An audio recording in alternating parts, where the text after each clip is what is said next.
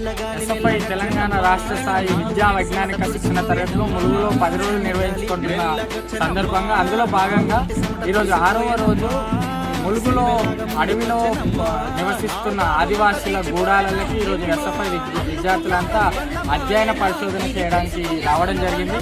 ప్రధానంగా ఈ ములుగులో ఈ ఆదివాసీ గూడాలలో ఆదివాసీలకి ఏమాత్రం సరైన సదుపాయాలు లేని పరిస్థితి మనందరికి కనిపిస్తున్న పరిస్థితి ఉంది. కనీసం వాళ్ళకి ఇళ్లలో లైట్లు పెట్టుకోని పరిస్థితి, కరెంటు లేని పరిస్థితి. వాళ్ళు సోలార్ ప్యాడ్స్ పెట్టుకొని ఈరోజు వాళ్ళు ఈ ఆదివాసీలు వాళ్ళ రోజులు గడుపుతున్న పరిస్థితి ఉంది. ప్రధానంగా ఇక్కడ మనం చుట్టూరుగా చూసుకోవచ్చు, ఎక్కడ చూసినా కానీ ఎక్కడ అభివృద్ధి లేని పరిస్థితి ఉంది. ఎక్కడో ఒక చిన్న గ్రామంలో ఒక మూలకు ఒక స్కూలు నివసిస్తున్న పరిస్థితి ఉంది. ఆ స్కూల్లో కూడా సరైన సదుపాయాలు లేవు. ఇక్కడ మనం చుట్టూ చూసుకోవచ్చు, ఆదివాసీల ఇండ్లు ఉన్నాయి తప్ప అందులో వాళ్ళకి ఏమాత్రం కూడా సరిగా సదుపాయాలు లేని పరిస్థితి మనకి ఇందులో కనిపిస్తున్న పరిస్థితి ఉంది.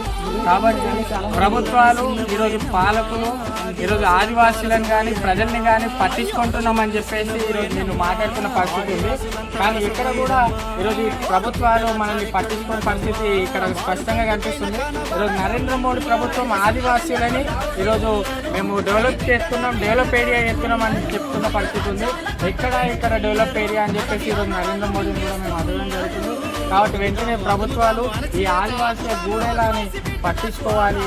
వీళ్ళకి ఏవైతే హక్కులు ఉన్నాయో ఆ హక్కులను ఖచ్చితంగా ప్రభుత్వాలు ఇవ్వాలని చెప్పేసి కూడా ఈ సందర్భంగా నరేంద్ర మోడీ ప్రభుత్వాన్ని మేము ప్రశ్నిస్తున్నాం. ప్రధానంగా చూసుకుంటే సరైన ఇల్లు లేని పరిస్థితి ఉంది.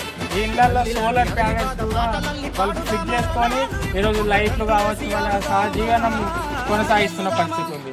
ఎందుకంటే ఒక కరెంటు లేనిది మనకి స్థానిక పట్టణాలలో ఉన్న పరిస్థితి.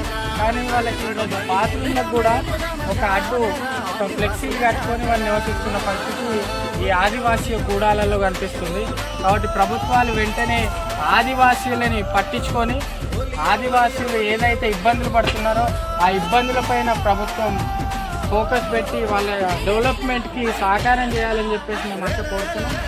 ఎందుకంటే ప్రజలు చాలా ఇబ్బందులు ఇక్కడ ఎదుర్కొన్నారు. ఎందుకంటే వాళ్ళ ఓట్లను చూస్తున్నారు తప్ప వాళ్ళ డెవలప్మెంట్ని చూడని పరిస్థితి కనిపిస్తుంది. కాబట్టి ఓట్లను ఏ విధంగా అయితే చూస్తున్నారో అదేవిధంగా డెవలప్మెంట్ని కూడా ఆదివాసీ గూడాల డెవలప్మెంట్ కూడా చేయాలని చెప్పేసి ఈ సందర్భంగా ఈ ప్రభుత్వాలకి మేము ఈ సందర్భంగా తెలుపడం జరుగుతుంది. ధన్యవాదాలు.